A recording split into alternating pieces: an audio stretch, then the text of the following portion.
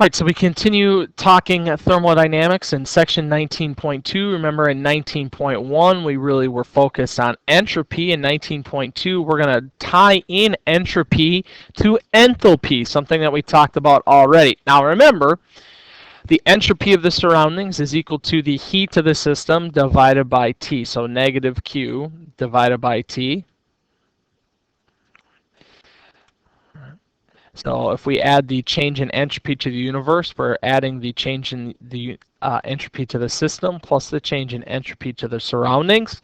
For any spontaneous process, the entropy is increasing, so it's greater than 0.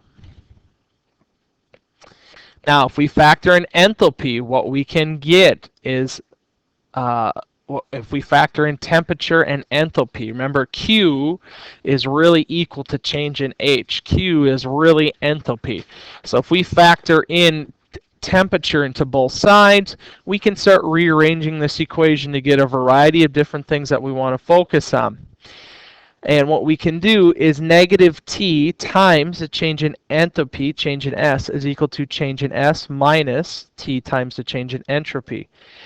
The term negative T times change in entropy, or T times the change in S, is referred to as the Gibbs free energy, which is change in G. When our entropy is positive, our free energy is negative. Therefore, if our free energy is negative, a process is spontaneous. So to reiterate, when we talk about Gibbs free energy, if our change in G or free energy is negative, the reaction is spontaneously going forward. If change in G is 0, the system is at equilibrium. And if change in G is positive, the reaction is spontaneous in the reverse direction. We can take Gibbs free energy and kind of calculate it for reactions. Now, just like entropy, where there's a table of all substances and compounds for entropy, the same can be given for free energy.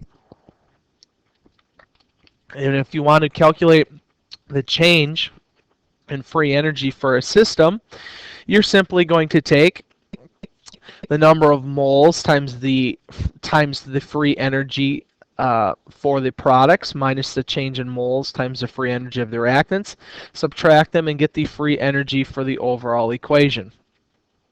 Here's the money equation in thermodynamics. Change in G is equal to change in H minus T times change in S.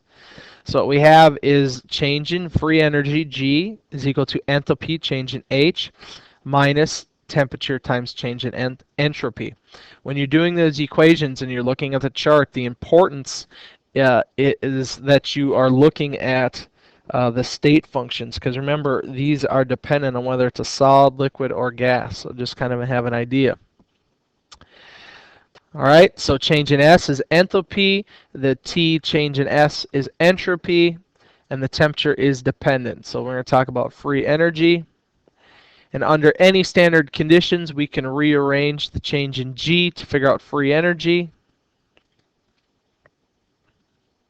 Free energy plus RT, natural log of Q. So this is a way we can graph free energy in equilibrium. Now remember, we've talked about Q and K when we've been talking about our dissociation constants or our equilibrium constants.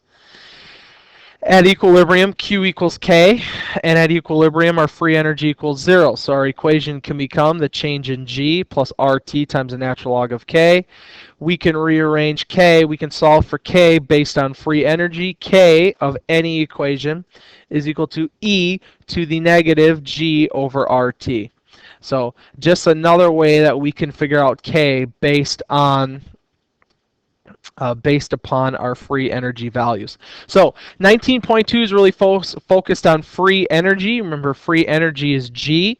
We can get free energy by the free energy equation is right here. It's change in G is equal to change in S minus T times change in S. All right. And if we know free energy, we can solve for the K of any equation using the equation at the bottom of the screen, the K equation at the bottom of the screen. So that concludes section 19.2, and it concludes chapter 2, or excuse me, not chapter 2, chapter